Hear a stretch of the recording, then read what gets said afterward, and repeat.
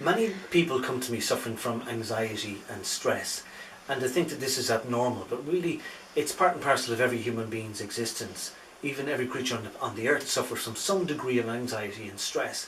But I suppose that's the key word, suffering. You don't have to suffer with it. It depends really on how it is that you handle it. Now, oftentimes people go to their GP as the first port of call when they suffer from anxiety or stress, and the GP will probably put them on medication. And it's important to note that while medication can keep a lid on things, it can keep the situation under control, it is not a remedy. There is no medication out there that has ever cured anxiety and stress. It simply keeps it under control. The only thing that will really cure it is that if you engage in a therapy, whether that's a talking intervention or what it is that I do, which is hypnosis, which is engaging in that therapy in a state of hypnotic trance. Now, anxiety and stress, there can be current anxiety and stress, and there can be a residue of anxiety and stress from growing up. Not many people grew up in an idyllic environment.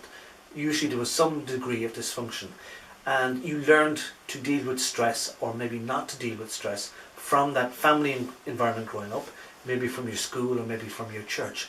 And you have certain coping strategies or coping mechanisms in place, some of which don't serve you well anymore. And these need to be looked at.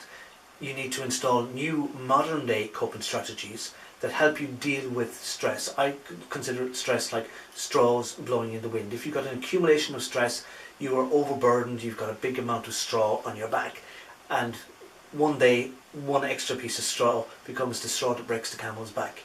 But if you can get rid of that backlog completely, then the ordinary day-to-day stressors are just straws in the wind, and they don't necessarily have to be a problem.